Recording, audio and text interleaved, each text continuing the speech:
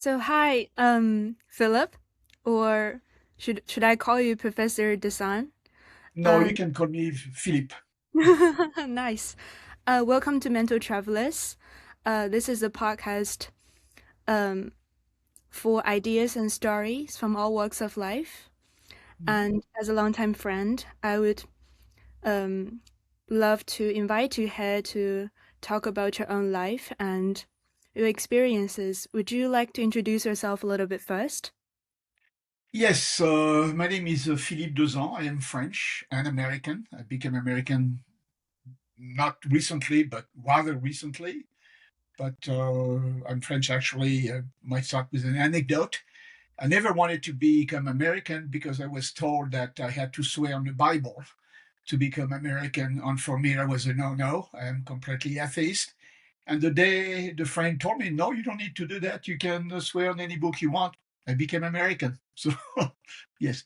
I've taught at the University of Chicago for 40 years. I have traveled extensively around the world. I'm a specialist of the 16th century and the philosopher Montaigne. And I've spoken about Montaigne in about 30, 35 countries in the world.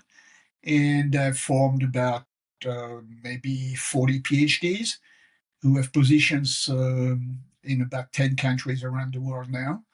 And so that's my life. Recently, I slowed down a little bit and I discovered a new genre, which, frankly, during my career, I'm retired now. I've been retired for 3 years.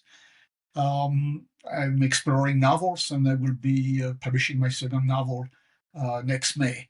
So it's something new for me, somewhat connected because those are historical novel with a twist, of course. So my life entirely since I was 15 years old, and I might tell you when I started to become a student, has been dedicated to reading books and writing a lot every morning. First, congratulations on your novels. And I want to elaborate a little bit on how we met. So, Professor Desan came to Peking University for one semester, I guess. And during that residency, we kind of discussed a lot. I've listened to his lectures and I was amazed, honestly, by how diligent he was. I remember it very correctly. Professor Desan or Philip said that he would be at his office at 7 a.m. in the morning, and I want to test if he's being honest or not. So I woke up very early that particular day. I didn't tell him, and I went to his office to catch him. And I was standing there, and it's like almost 7, and I thought like he's not here. He won't be here. But then Professor Desan turned out from from a corner with a cup of coffee in his hand. And at that moment, I know that I can trust this person. And then we went to several places, including Tiananmen Square and the National Museum. And Philip can walk really fast. We are a bunch of 20-year-olds following him everywhere, and he's like far away in front of us. And we were on the subway, and he refuses to take the escalator, and he's running on the stairs, and we can't really keep up with his speed. And that's all my vivid memories from semesters ago. Um, so yeah, since I mentioned your Beijing stories, so what's your impression on Beijing or China in general? Well, for me, it was a big discovery. That was not the first time I was in China, but the other two times didn't really count. I came from Hong Kong, spent a couple of days in China. So that was a real discovery to me. I was truly impressed. I mean, I've lived in the West all my life, uh, mostly in America, where there's very little knowledge of the rest of the world. Uh, Americans have a tendency to believe that they live in the promised land, and therefore life can only be bad if you leave the United States.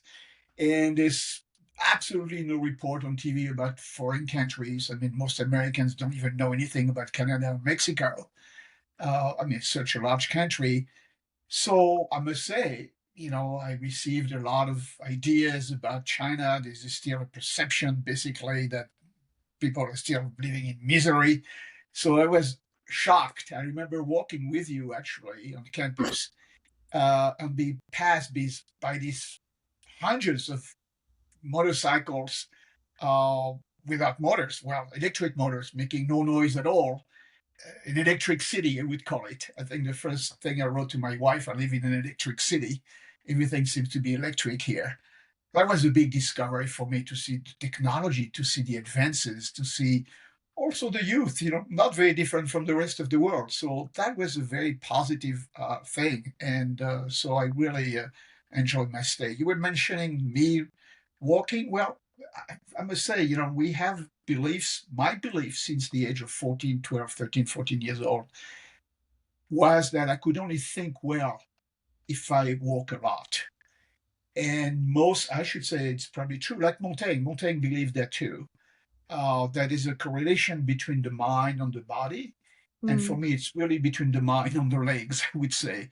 So physical exercise and walking a lot is essential. This is where I have most ideas. Uh, Things come together when I walk. I don't know why, but I convinced myself of this. It might not be true, of course, but that's what I believe. So I usually, when I am in Paris, I never take the subway, never take the bus. Paris is a small city. I walk to the other side of the city in 1 hour and 15 minutes, an hour, 20 minutes. But I would never take a bus, a subway, a taxi if it takes me less than 1 hour and a half. You were Hmm. mentioning also something else. I believe in academia and in life in general, organization is key. And all my life, I've waken up at 4 a.m., wherever I am in the world. And for me, the only reason I met you at 7 a.m. is because the Coffee Paradiso on campus opens at 7 a.m. So I was always the first customer when I was in Beijing. And I knew the two ladies, and I tell the story in my second novel about this. I entered and I said hi in Chinese, and they answered and they laughed a lot at me. I thought because probably I was putting the accent at the wrong place. But after 3 days, they never asked me anything anymore. They gave me an Americano coffee on a small brioche, and then I would walk to my office. So the 5 minutes late I was when I met you, purely due to the fact that the Coffee Paradiso did not open before 7 a.m. Um, you're a legend. Okay. Yes. Um, so how do you keep up with such a schedule? Is that a habit you started when you were like a young Yes, professional? there's nothing better for me to, I do my creative, I do all my writing in the morning. And I always told myself, I should work about a minimum of 6 or 7 hours a day. And then work too, but read. But writing for me is what I do in the morning. I get up early, and there's nothing better than a cup of coffee. I mean, I've been up for 2 hours already here at 6 a.m. So I drink 2 or 3 cups of coffee, and I start writing, and I force myself to write 3, 4 pages every day. And sometimes, different projects also. And so it's a habit that works very well. And I feel quite happy if around 11 a.m. Uh, I'm thinking at that point, well, if I don't do anything for the rest of the day, I still have worked 6 or 7 hours. And that makes me very happy. So the rest of the day is a bonus. I've tried the other way around to work at night. First of all, I don't think so well at night. Um, and time is pressing because that's the end of the day coming quickly. Think, what have I done? And I get stressed a lot. So when I do that in the morning, then I'll go for a long walk, 2 or 3 hours walk, usually around noon, here where I live in Colorado now, or when I am in Paris.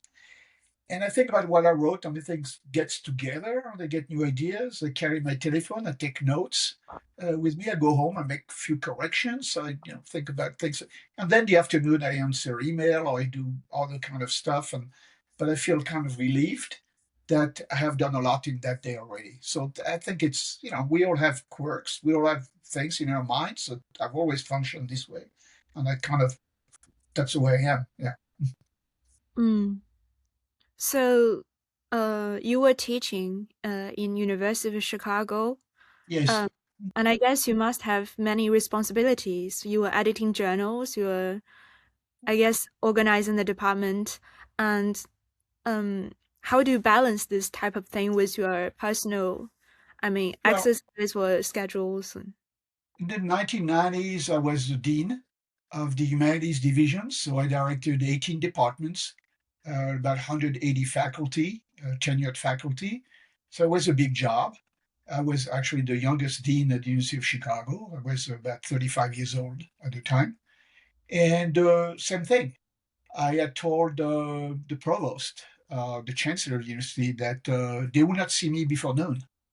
And I was working in my office. I had a large office upstairs, and I had told my secretary, if there's a crisis, you call me, but otherwise you don't call me. And she kept that, and I worked for myself until noon. And then at noon, I became a dean, and I worked until 7 p.m. And then I have a family life too, a wife and a son, and I went home. I tried to have a couple hours before with my family, and then went to bed exhausted and started all over the following morning. So it was again a matter of organization, but I thought, I didn't lose much time. I mean, from noon to 6 p.m., being a dean 6 hours a day was plenty of time to do what people would do in a day. Yeah. So that allowed me not to slow. I mean, I did slow a bit. I could have written probably. I was dean for 7 years, a couple more books, but who cares after you've written a score of them? Or, it doesn't matter. One or two doesn't make any difference. Yeah. Mhm. So before University of Chicago, during your PhD or when you were in France, Yes. how was your life like? Well, I came from a family who never went to college. I was the first one to go to university in my family. My parents didn't want me to go to the university. I decided that I would not do anything else but become a scholar. I knew that when I was 14 or 15 years old. They thought I was lazy. They thought I was reading too many books and they needed to pay glasses for me because my eyes would suffer. Um, and when I passed my baccalaureate and applied for college, I got admitted at the Sorbonne. I told my parents, and they were furious. And they told me that I was too lazy to work. And they found me a job in a bank. I quit after 1 week.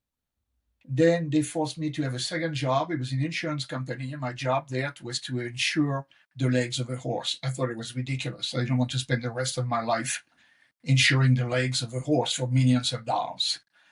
So I quit again, and I went to college, but I was extremely poor. I worked at night as a building keeper, wearing a stupid uniform that I was hiding, going to the toilet before, and but at least I could study a bit. Then after I evaluated novels sent to presses, so I wear jobs like this. And because my parents had kicked me out, so I had basically to pay rent. I was living as in a small room, 6 square meters, under the roofs of Paris, but it was misery because I could barely. I was kicked out a couple of times because I couldn't pay the rent, and so I became a barman for a few hours a day in a cafe and studied in the afternoon.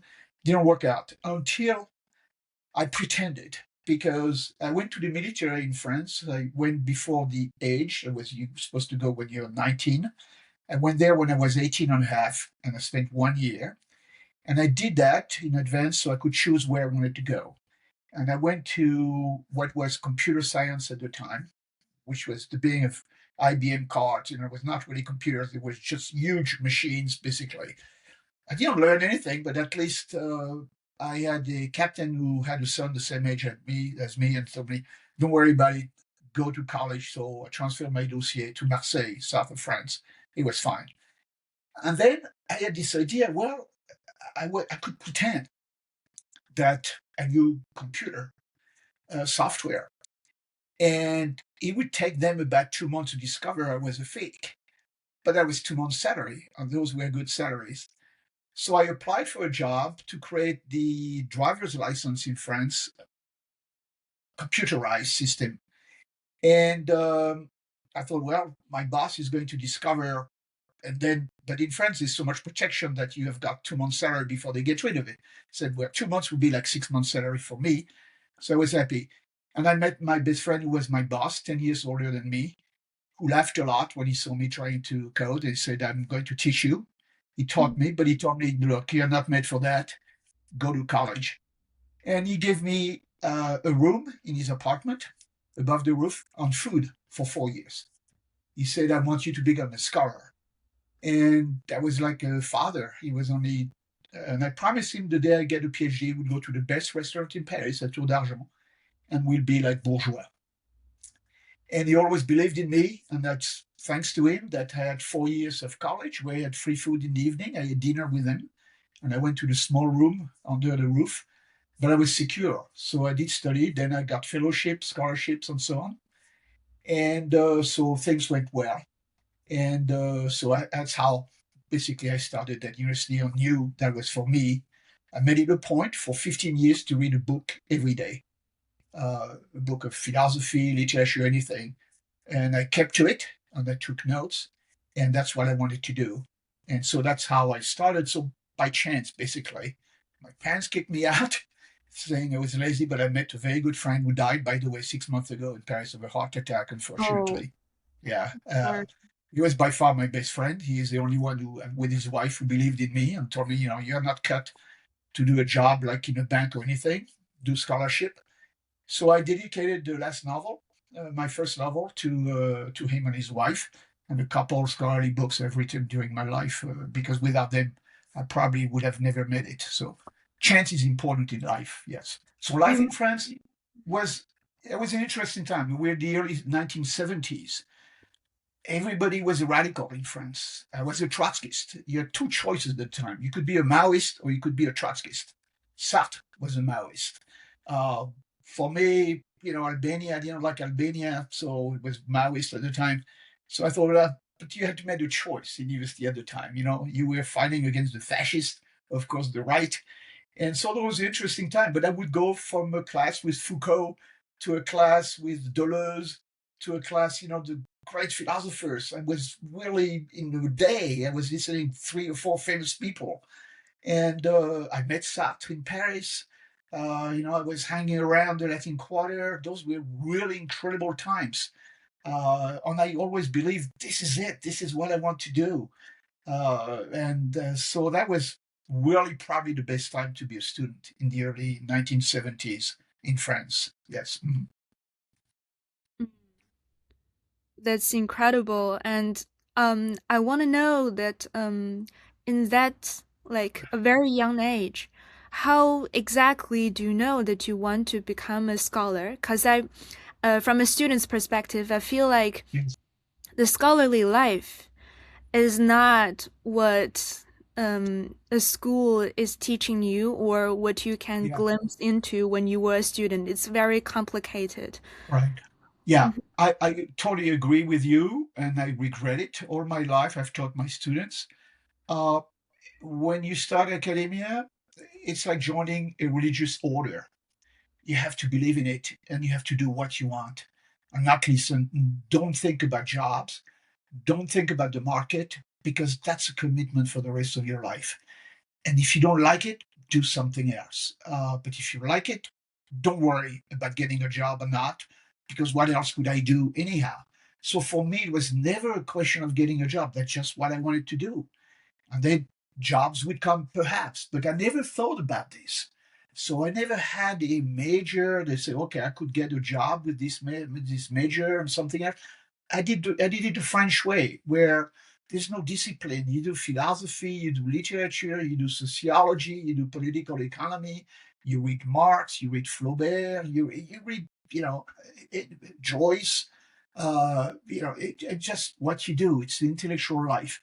And then you try to do something out of that. That's what I wanted to do. I didn't want to do a career, basically. I wanted to do what I like to do. My dissertation was on the notion of a method from Aristotle to modern times. People told me, "No, you're crazy. I mean, you're never going to get a job with this." Well, this is what I like to do. And that's what I did. And it worked out fine. So I think if you really, for me, there was never an equation that I didn't even think about getting a job. I mean, I didn't get a job.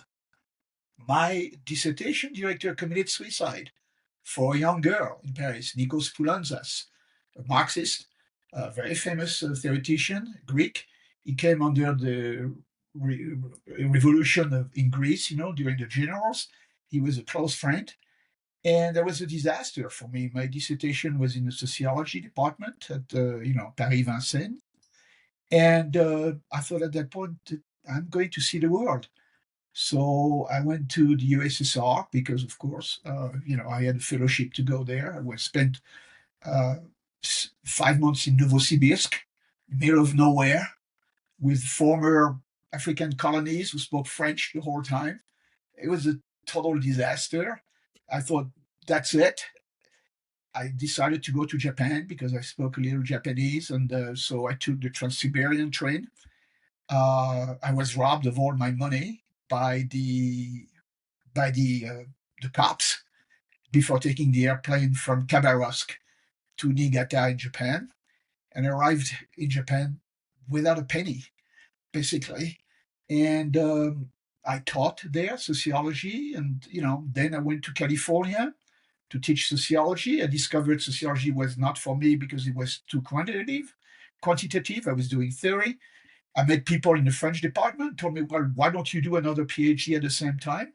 So I got the derogation to do two PhDs at the same time in California. So everything was kind of, like this. Uh, Not really a plan, but continuing to read books or things like this and see what would happen at one point. And suddenly it happened. When I was on the job market, I was lucky to get 5 offers, and the rest is very good. I chose the University of Chicago. I was very afraid.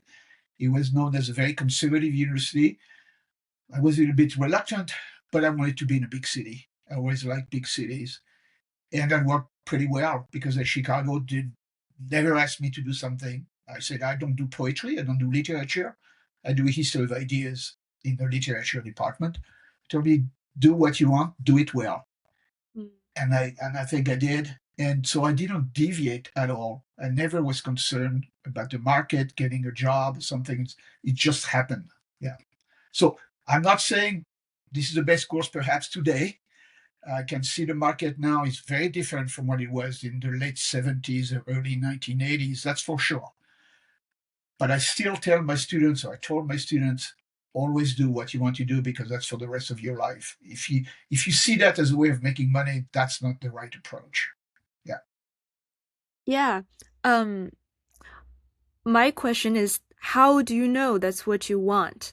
For example, like you mentioned, you spend a lot of time studying sociology, right? Right. But then when you arrived in America, especially in a period in California, you then Right. found out that sociology was not for you, Yeah. and you want something else. Right. How did you know that that's what you want, and what you wanted was not the thing for you? How did Yeah. that? Mm-hmm. Well, for me, the question was not that. What is the best place where I can continue to do what I do? And I felt that, so I did not deviate. Well, I'm happy I had great teachers. I mean, I discovered Montaigne in the literature department. I knew Montaigne a little bit because I had studied Montaigne in France, like everybody does. But, so it was an enrichment for me. But what I did in the literature department was still sociology in a way. I mean, my version of sociology, philosophy, literature, political economy, and so on.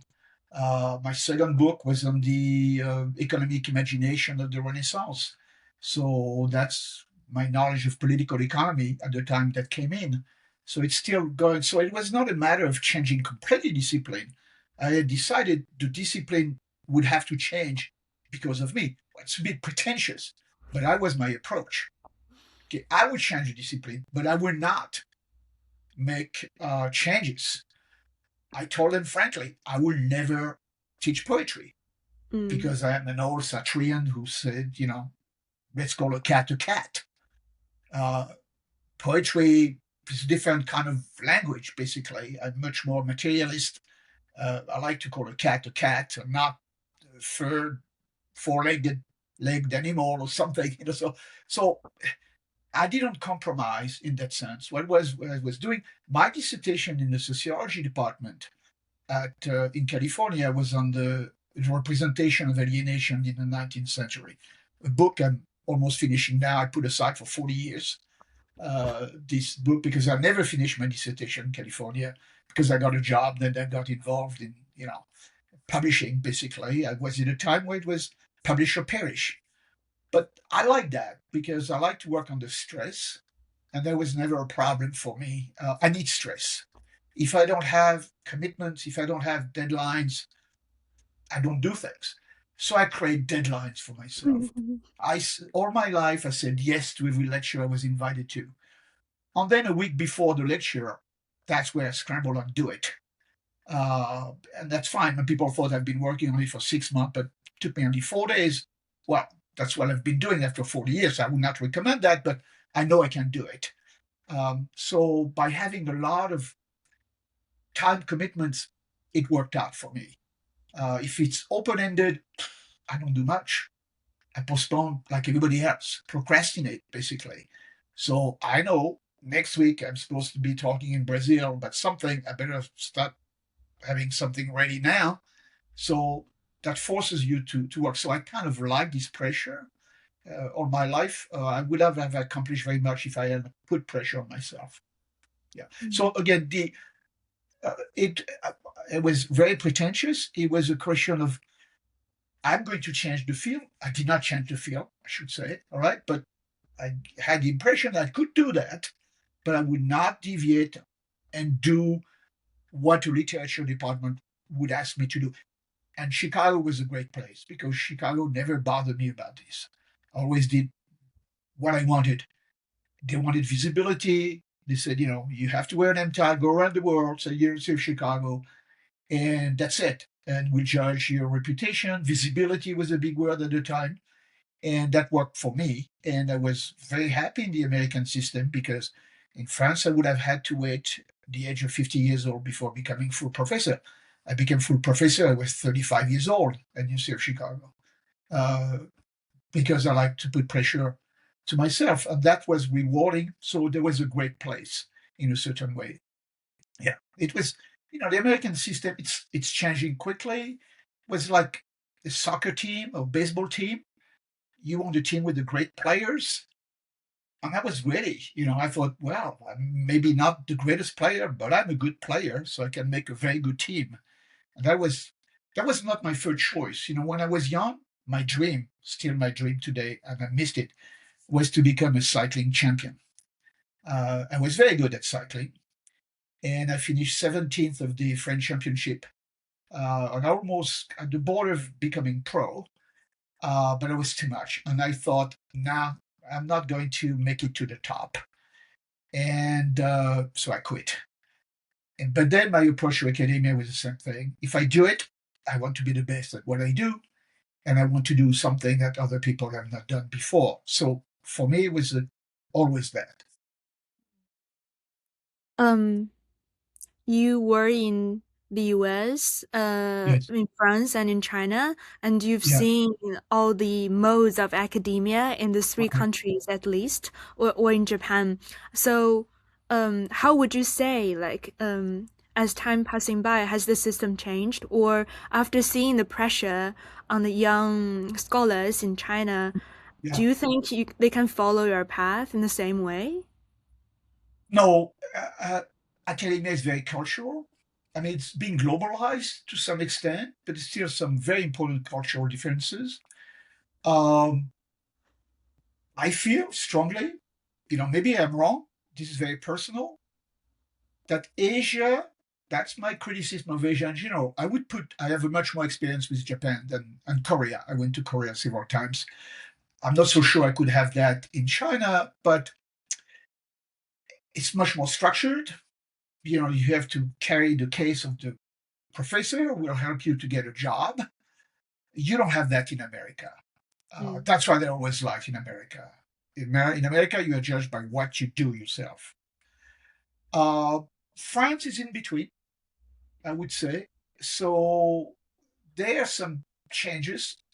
I don't think, for example, in Japan or in Korea, and perhaps in China, I'm not sure, you could make it by your own work. You would really need a lot of help around. And therefore, you would have to compromise to some extent. I always felt in America I didn't have to do that. Um, that's a great thing I liked. A lot of things I do not like about the US, but the academic world was good to me in a certain way. It allowed me to do what I wanted without following the authority to some extent. You know, and that in France does not exist. I like academia in France because it's a lot more safe. Uh, there's no tenure. You get a job, you get a job. If you publish or not publish, well, it's a good thing and a bad thing at the same time. That's what we call dead wood in America. When I was dean, the provost wanted to know what is the percentage of dead wood in the linguistics department or in the art history department. And we calculated that out of 20 faculty, maybe two or three, one or two did not publish. That's what we call dead wood. When they have tenure, you cannot get rid of them. All right. So the whole situation was, when we give tenure, can you assure me this person is not going to be dead wood? Uh, because the dissertation is one thing, the first book is one thing, but there are so many who will never have a second book, like in France.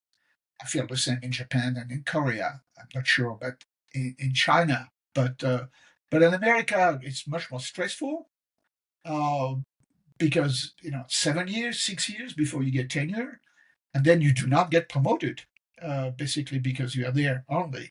So that was good to me. That was really the perfect institution. It's not. It all depends on your character. It all depends on what you expect. It was very frustrating because at University of Chicago, I always wanted all my students to end up at Princeton, Harvard, or Berkeley, let's say, or Stanford. It did not happen. And I had to learn about this and not be mean to these people. Because I remember, we have a common friend. He had somebody, I remember the first meeting in my office, I told him the rules. If you are going to work with me, that's what you will have to do. And, because I'm shooting for the top 5 universities in the world for you. But of course, I knew very well that not everybody is going to make it to the top 5. The good thing in America, you have 2,745 universities, and there's a place for everybody. So you know where you're going to end up. And I knew where they would end up in the top 20, the next 50, and people are happy.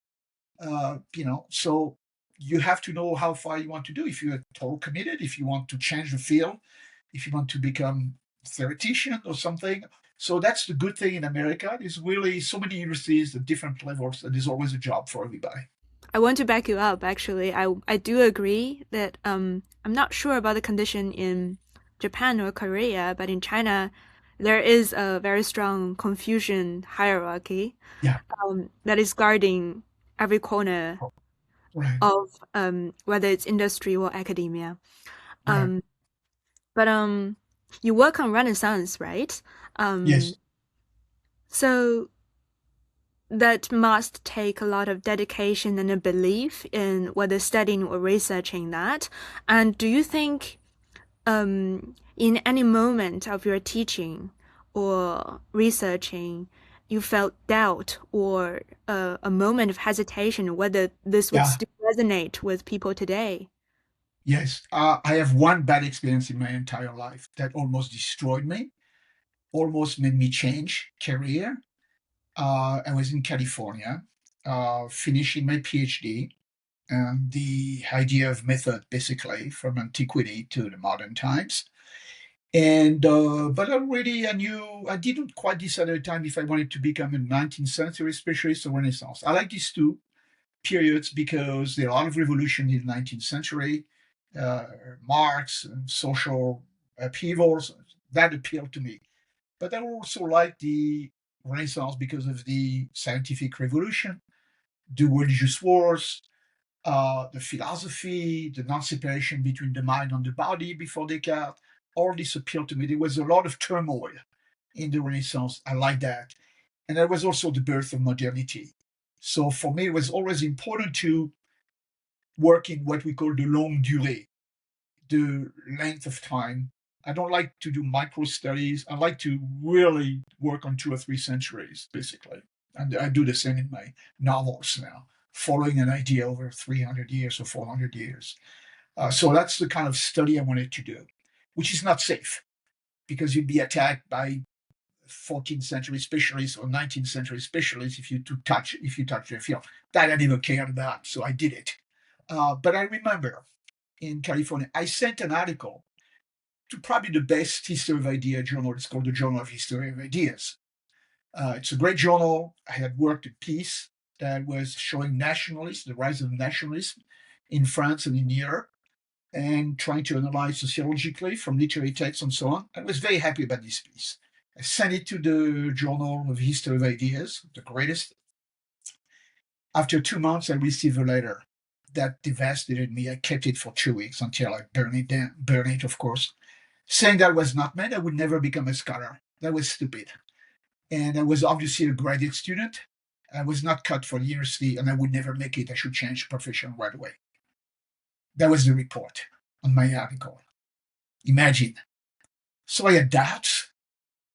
Doubts. I really couldn't do anything for about a week.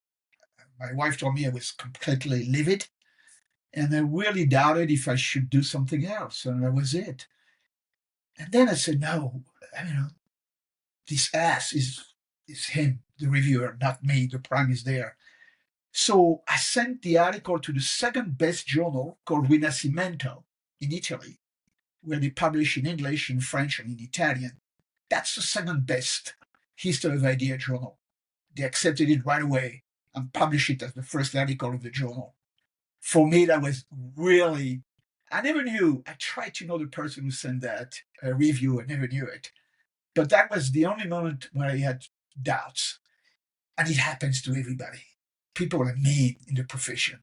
They want to keep the territory for themselves. And usually they are mediocre people who do that. But it will happen. It does happen to everybody. So that was really a turning point where in the end it reinforced me. And I thought I would never do that. When I was asked many times to review articles, if I don't like it, I send it back and choose somebody else. So I never want to do that because you never know, you might break somebody's career and they might turn out to be very good people. So I decided at that point I will not do that in the rest of my life. That's why I never did book reviews. I didn't want to do book reviews because either had to be right with myself. I said, well, you don't like the book. I tell you why you don't like the book, which I have the right to do. But I don't have the right to destroy the career of a young person. I think there's no bullshitters in the profession, very few. People try their best and they have different ideas. They are not my ideas. And I'm not happy about this book or that article. But who am I? I mean, these people are trying to have their career, or maybe they become someone. So at that point, I understood I would never do a book review for the rest of my life, and I never did. Which is not a safe thing to do in academia, but I only wrote articles or books, never book reviews. Hmm. So now you're writing novels. Um, Yes. how would Well, you worry about people writing reviews about your novels? And well, yeah, people do. It went well, but again, that's not going to change me.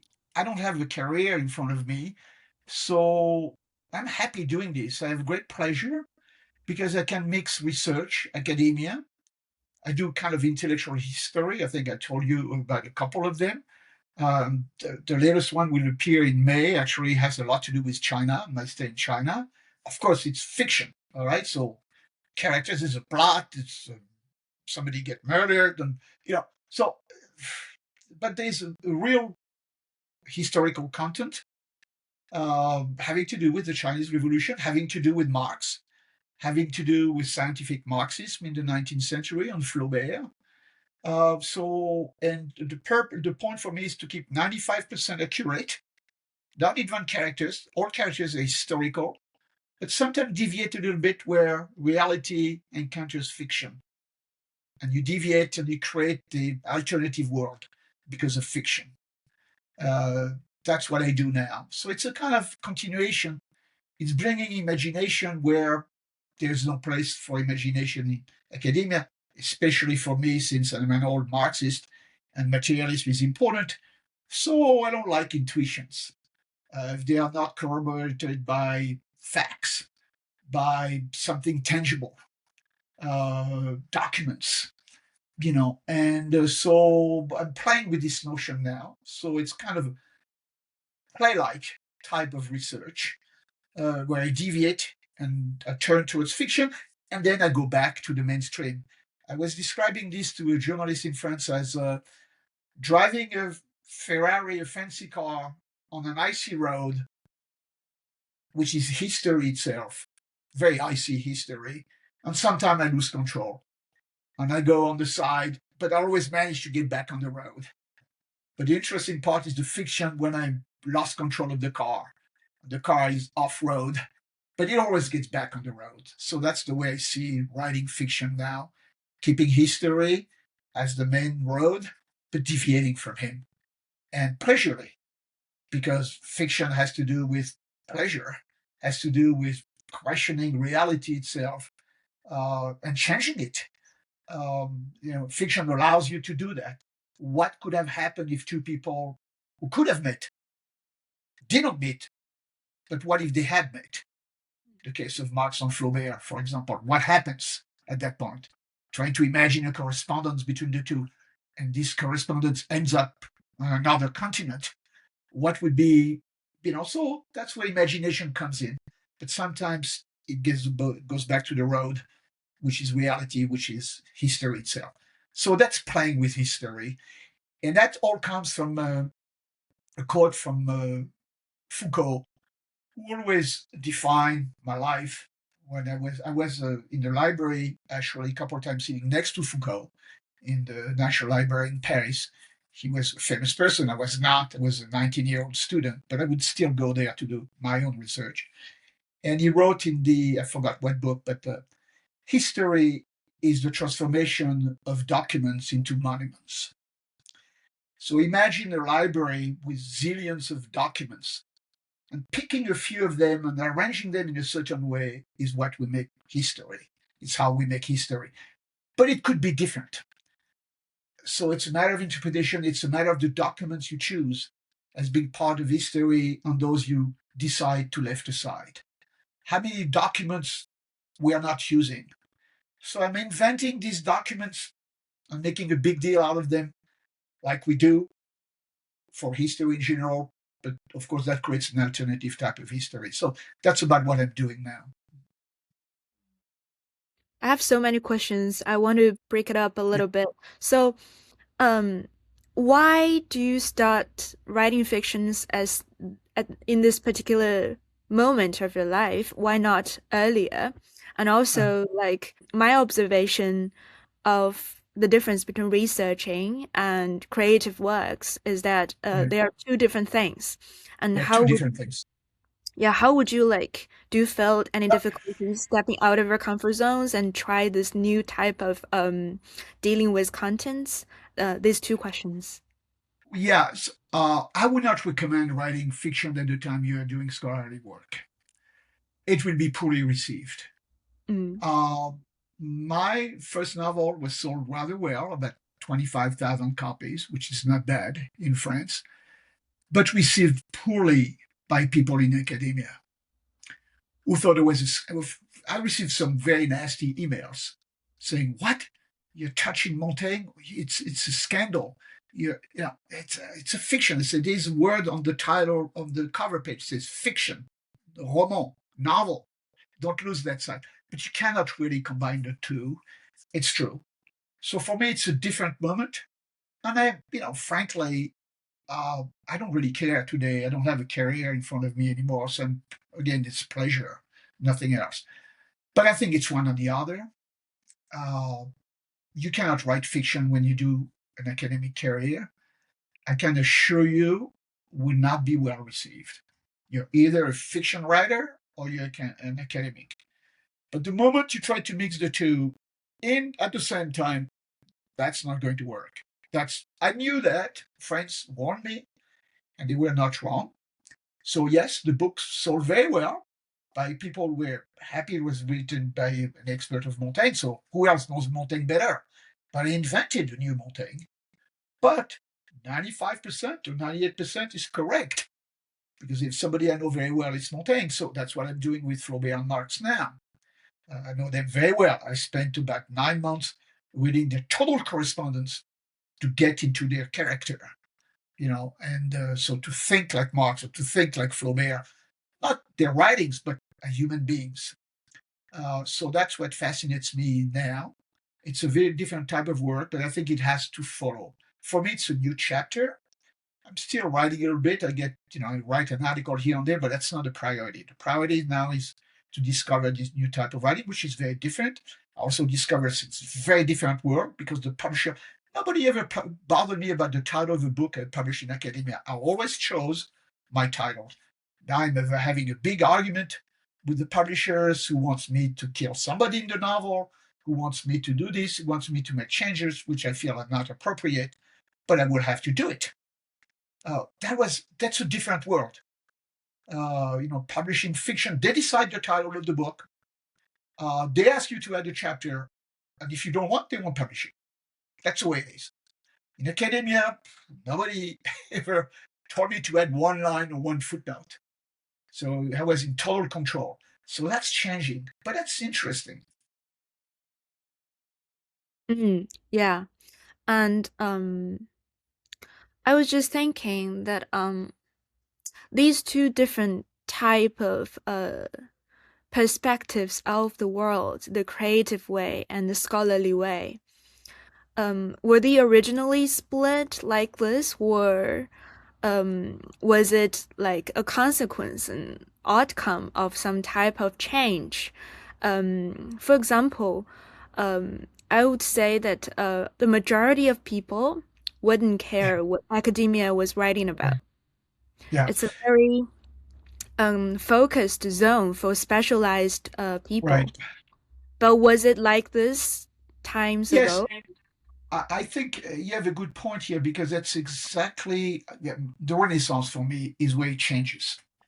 If you take Montaigne from Montaigne's a great quote, the greatest quote ever. Montaigne tells you reality is not what is, but what you convince others of what it is. And fiction is like there to convince the reader that might be the real world. But that's not. But who cares about the real world? Because the real world is made of stories, competing stories that become history. And the story that wins, his or her story, becomes his story, his story.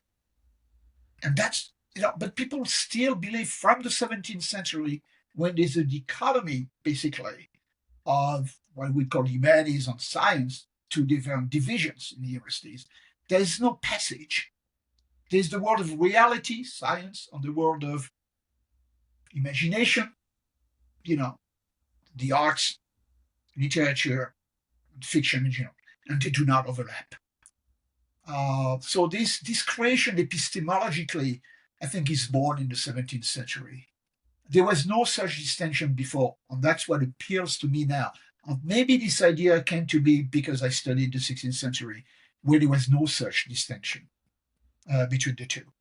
So you are a philosopher in your novels, right? And I'm not saying that great philosophers have not written novels. Take Sartre, for example.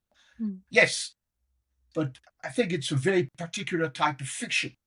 It's a fiction that helps to spread the ideas to readership that they don't have in academia, but it does not deviate from their philosophies in a certain way. I don't have this constraint. I mean, it's all open, basically. My only constraint is to respect the character, to respect the dates, to respect some structure that determines. So it's historical, but it's history going again off the road from time to time. All right. So people in academia say, well, no, no, no, you cannot do that. Uh, People who read fiction, they don't see it because they don't know. They don't have the expertise. So when I said, well, Montaigne was jealous and he was a man who wanted to succeed and he assassinated his best friend, poisoned his best friend. Why not? And I have a lot of proofs about that, which are real, but need interpretation, like everybody else. There's no absolute truth. It's a matter of two stories being told, and which one are you going to believe? Well, it's like the defense and the prosecution in a trial, and the jury can only decide the story that they like most. And that's the way I see now fiction. So it's a play between history and fiction all the time. Uh, but in a certain way, I don't think you can do the two things at the same time. Hmm. This is really different. Do I regret not having been a writer before? Yes or no? I don't think I could have, because what I do now is because of my academic career in a certain way. Um, so no, I don't regret it. Maybe I have another 10 years as a writer, hopefully. So maybe I have another 3 novels in front of me, and that's fine. This is gives me pleasure now, and that's very personal. So yes, I'm happy that they can sell 20,000 and being translated in foreign language. Uh, but that's not essential. Mm.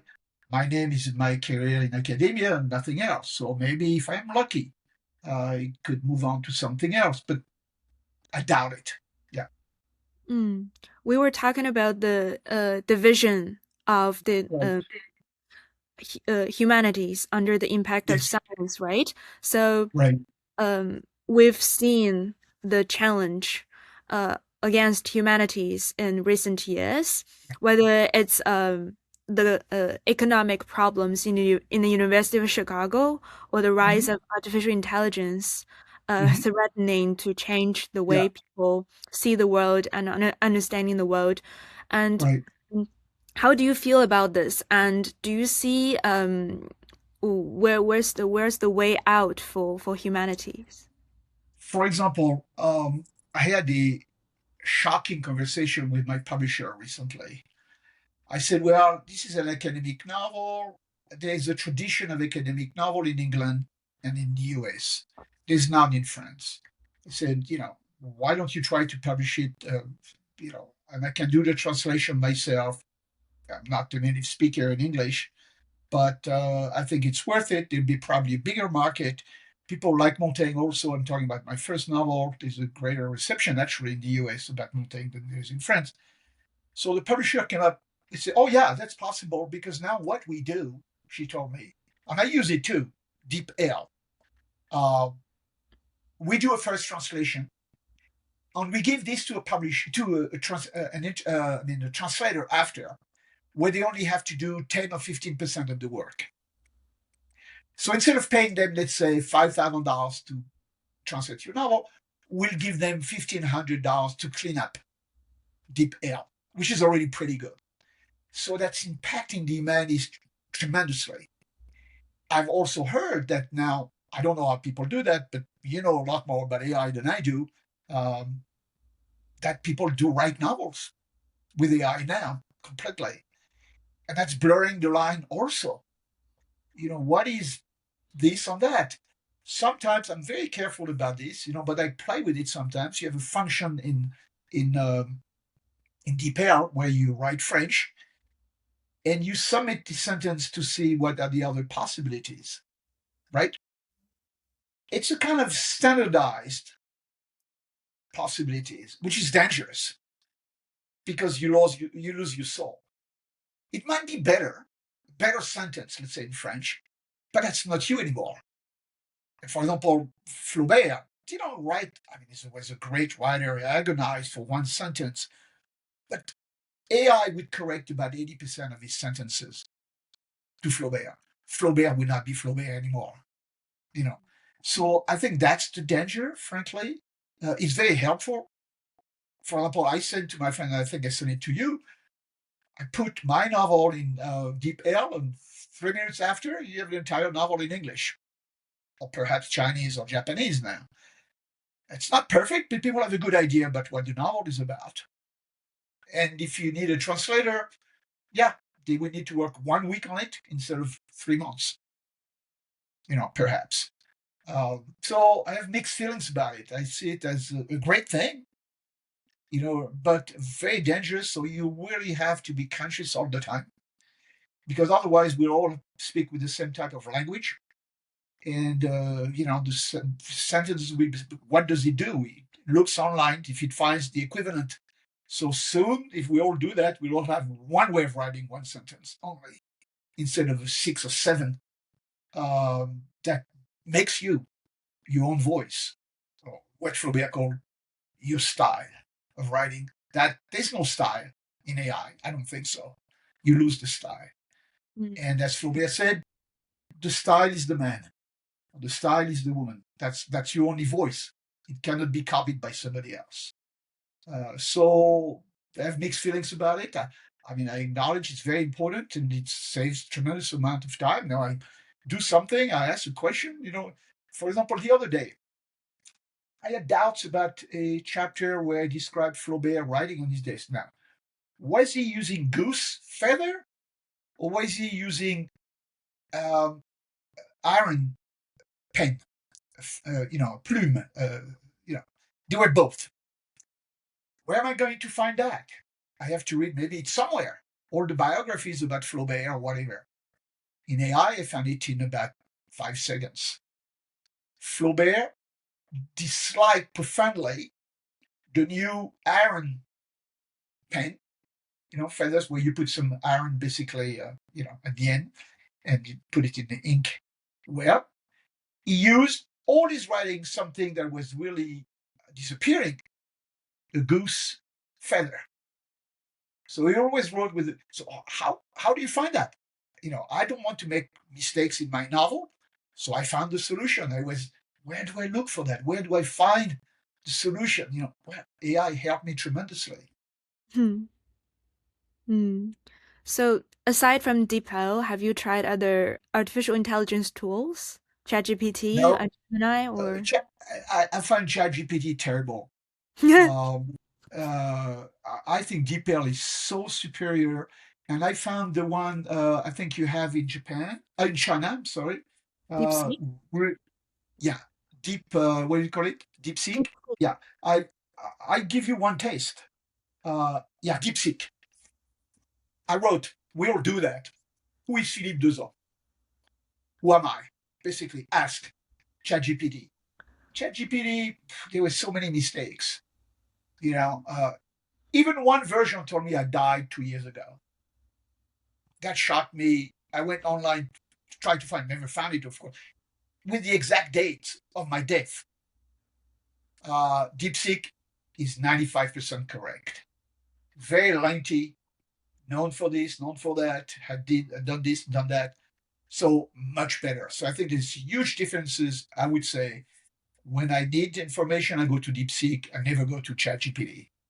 Yeah, so certainly. Have you Which one found do you need?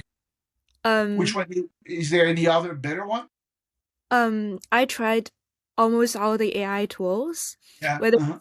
language model or like image generators. I've tried Yes. them all, and Hmm. I assign different tasks to different I see. agents or Right. tools. Yeah. Yeah. Yeah. Mm. And my observations is that they have characters, personalities, and Yeah. preferences, and red lines. So, for example, if you are asking political questions, Yeah. um, they would give you very different responses, and there are Of certain course. Yeah. questions they refuse to answer. Right. Right.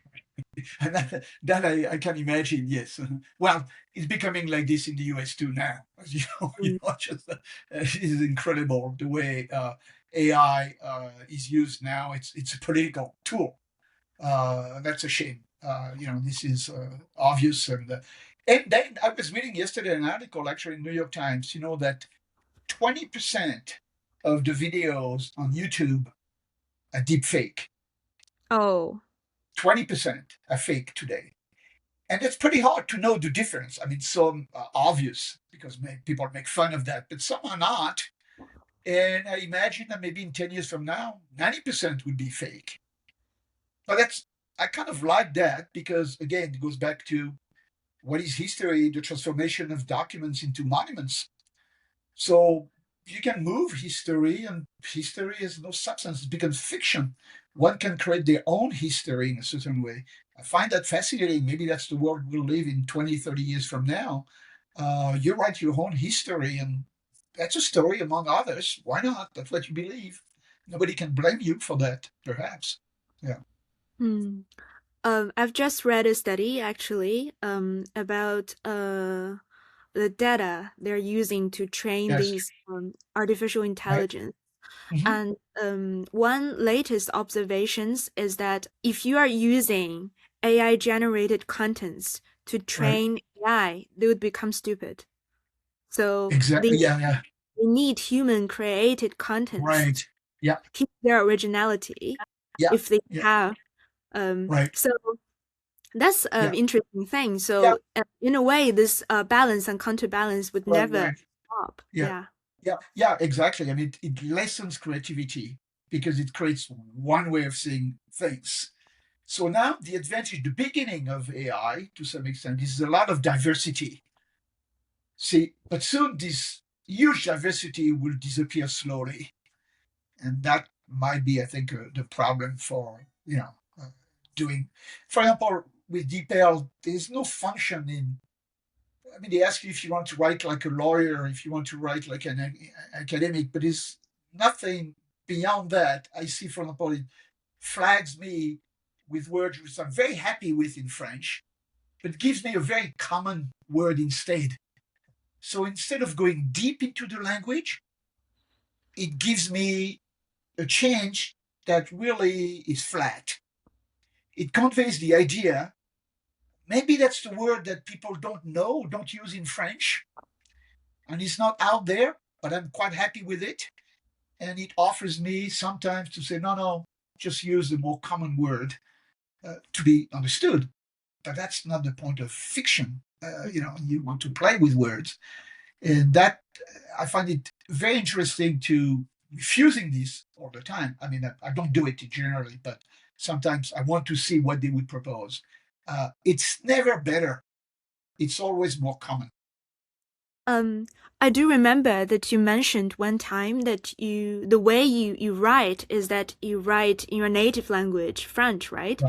And then Yes. you translate it into English. But you also have a very good command of English language, whether it's writing or speaking. So why do you follow this procedure? Because it's not my first language. I've written articles in English academia, but I could never write fiction. Um, Language. I remember I had a German teacher when I was 12, 13 years old. He was very good, Mr. Schmidt. He was from eastern part of France, border with Germany. And he taught me some rules. For example, one thing I still do as exercise, never have twice the same word in one page. Uh, Always find synonyms. Always change the style. And so that was his rule. Basically, he gave us homework where you had to give a description, but make sure you never use twice the same verb in the same page. I still do that. And that I can do in French because my knowledge is deep, deep, deep. In English, I can communicate, but I don't have the language of Shakespeare. Yeah. In French, I think I do. I can go very deep, and my vocabulary is like 10 times bigger. I mean, if you take the verb to get in English, you get to school, you get sick, you get a PhD, you get a cake. Get is the verb for everything. Um, in French, in English too, this is what I don't write well. I have a plot, I give a first draft, which is terrible, but things are in place, organized. And then that's the pleasure of the text. That's what I do. My wife was telling me now, what is the version? My version of my latest novel is 168 at this point. And that's what I do. I work the language. I spend a week on a paragraph. I modify it 4 times. I experiment. You know, this is the pleasure of writing. So it's not communication only.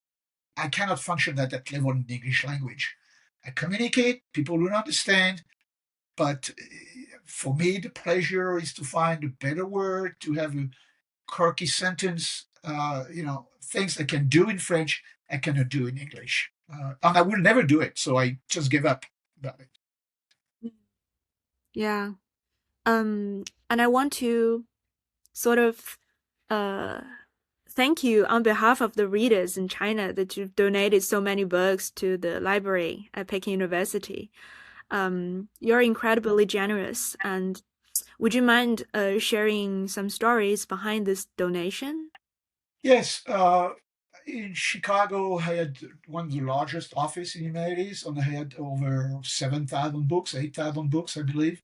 And some are in the back here. So all those you see on the back are back mountain only. But I had too many books. I was moving to, and I wanted to donate my library if it was made to good use.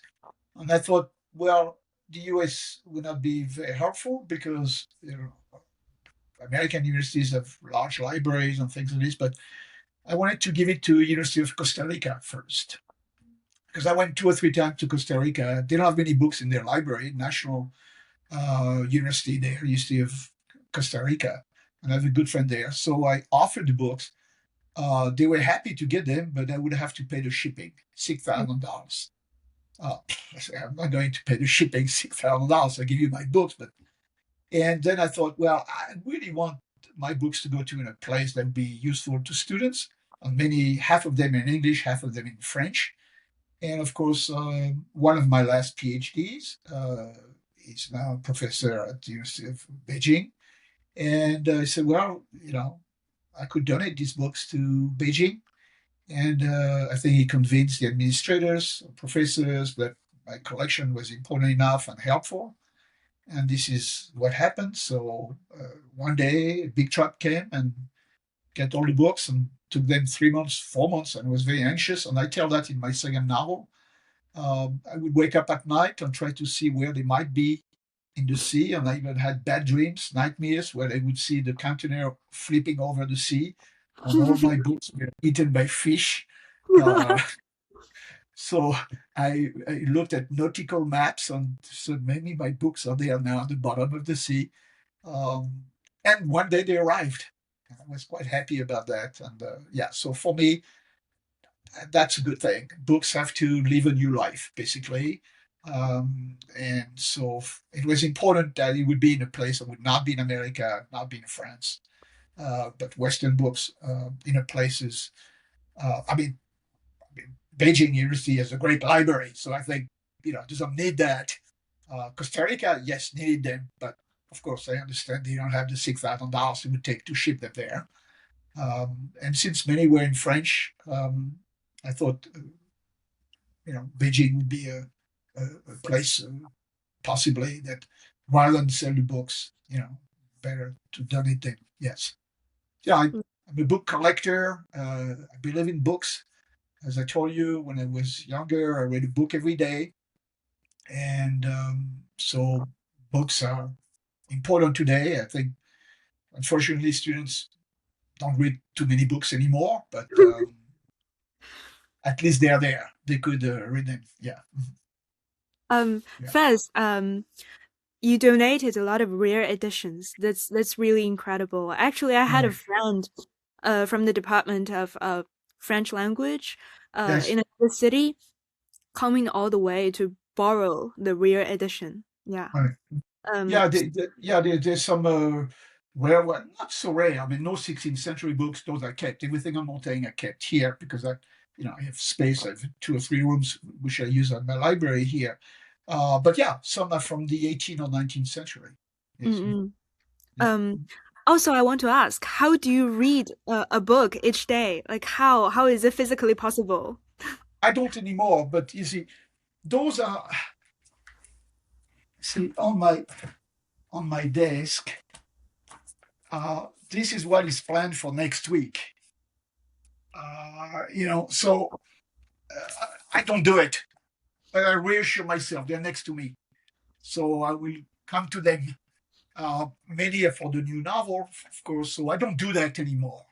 That lasted about 15 years. Then, of course, after when you're in academia, you can do this. You have to read differently. You have to read a lot more articles and books. So that changed. But all the great philosophers I did between the age of 17 and 35, 40 years old. I read kind of important works. You know, I read all Sartre, I read all, Heidegger, Marx, or things like this. So all those, you know, that was important. Great books that stay with you for the rest of your life. Yeah. Mm. Critical work is something else. Critical works, you spend in 2 hours, you see what's inside. 80% is not new.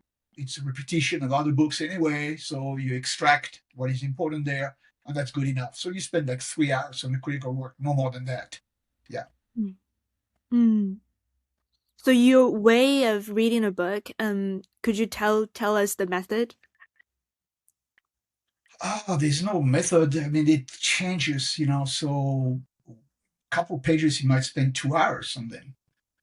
And then the next 20 pages, read diagonally, quickly. So, Read yeah, diagonally. yeah, exactly, in diagonal. See what's in there. And then, okay, all this, not. And then suddenly there's a couple pages, um, which you retain. I mean, it's like theory. I always told my students, if you read theory, it's not to learn something. It's to be, theory is like how do you call it? A machine you run, how do you call that? Treadmill. Theory is like a treadmill.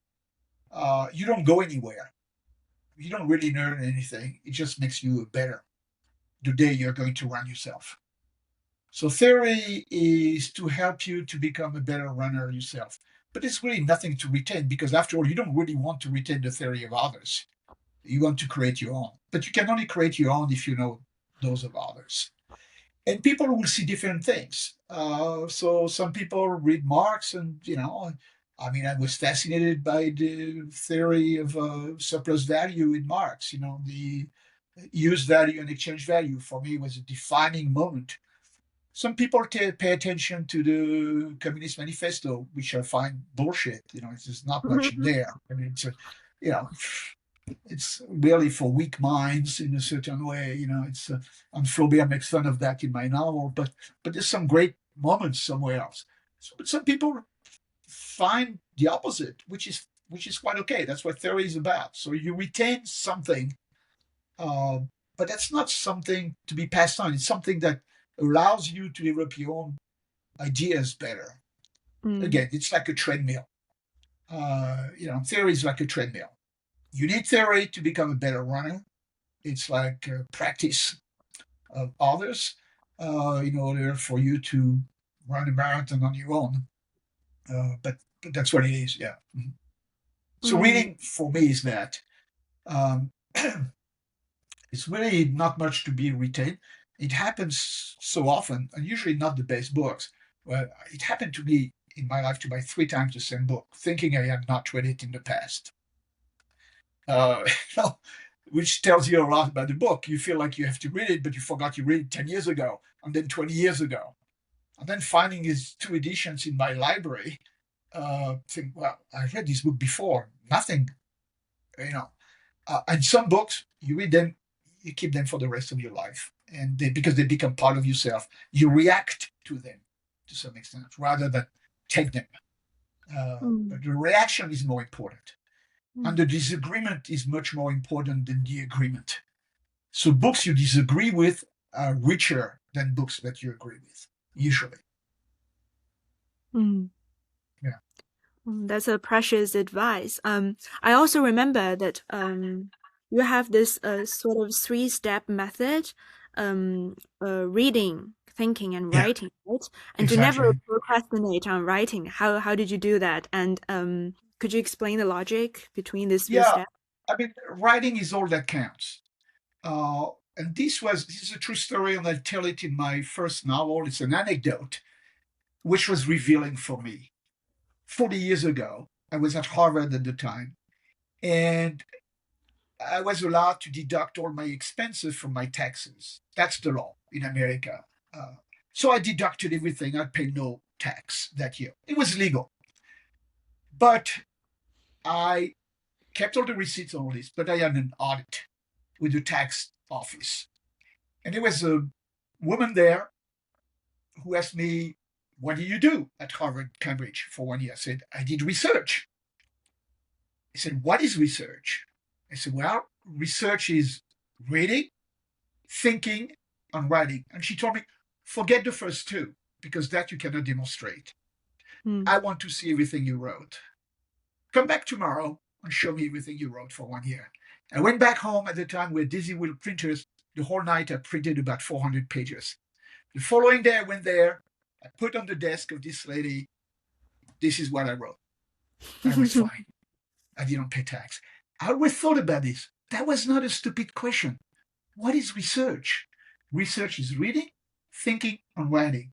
If you read only, it goes nowhere. You don't share it with anybody. If you don't think about what you read, it goes nowhere.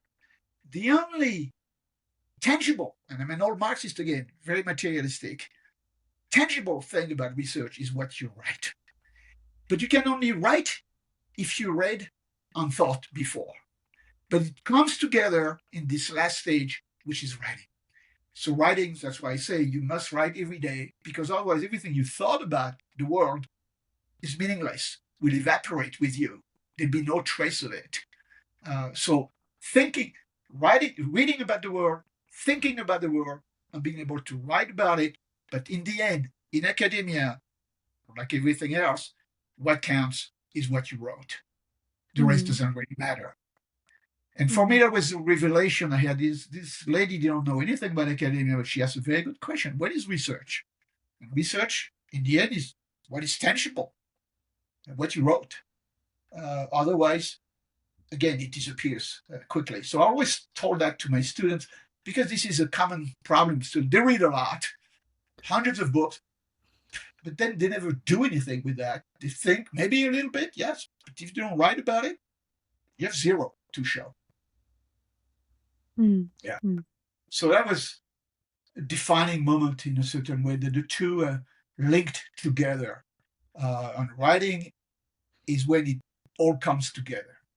Basically, the Wow. reading you have done and the thinking about this reading, the reaction to the reading. So it's a reaction to the reading. It's not being able to copy what you read. No, it's reacting to it that is important. Mm. Yeah. And again, the more you disagree with the book, the better it is. Because the better you position yourself, the better you define yourself in reacting to something. If you agree with it completely, you lost your time in a certain way. I'm not saying, it's or bad, no, certainly, but for me, the best books are those you don't agree with because they define your position better. You are really prioritizing actions, and that's a very difficult thing. Yes. I feel like sometimes I have this problem. That is to Mhm. say that when I read, I can feel that if I read more, I can write better. But you And know, the, that's a hmm danger. That's a hmm danger. I agree with you, and eventually it does. But at the same time, you must not forget step three: that write book after book. Uh, so that's because putting things in writing for me is very different than thinking about those. And they become material almost. Um, and then after they're a trace of myself, uh, tangible again. And so the danger is to read too much. People say, okay, I'll read a lot, and then I'll start thinking, and then eventually I might write. No, the three have to happen at the same time. Yeah, mm, I think mm, so. Yeah. right. Do you have any questions for me? Well, no, I mean, again, um, you know, such memories from Beijing. The you and two or three others who helped me so much and really showed me China in a certain way. Very different personalities, very different. One of your younger colleagues is in Germany now. He wrote to me 2 days ago. I'm Oh, going to meet him in Paris, soon.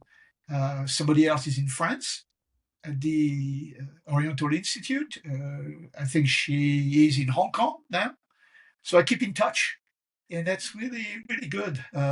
So all very different, three different characters for me. They're my knowledge of China to some extent. So I really, yeah, it's very vivid, and I kind of, yeah. So no, I'm not going to ask you a personal question or whatever, but um, I know of your passion for the humanities also and things like this. So never lose sight of that. Even if you go on doing something else, it's always good to keep that track alive. I think in a certain way. Yeah, yeah.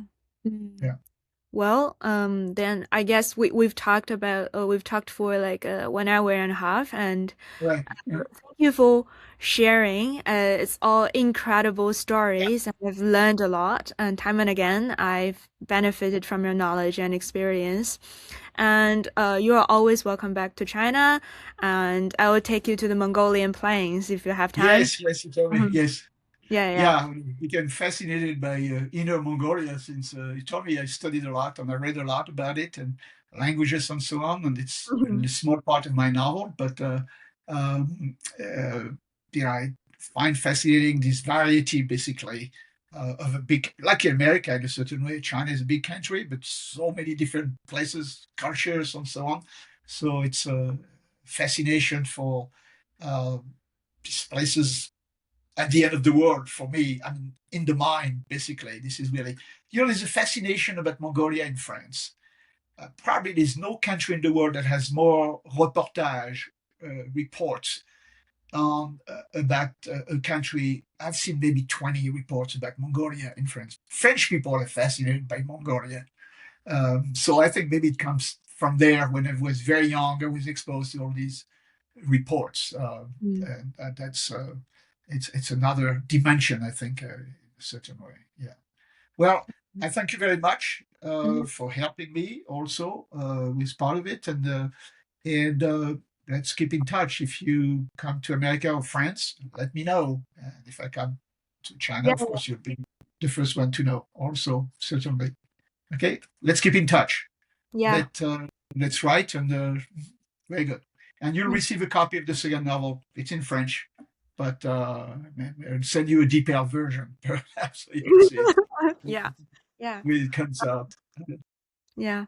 So, I hope your new career in Yes. writing novels will become better and better. I hope you get more inspirations Mhm. as days comes. So, Very yeah. good. All right. See you another time. Yeah, likewise. Mm-hmm. Nice. Have a good, very late for you, I guess, in the evening now. Yeah, for me, the day starting here. All right. Thank you to you. And so talk to you later. Okay.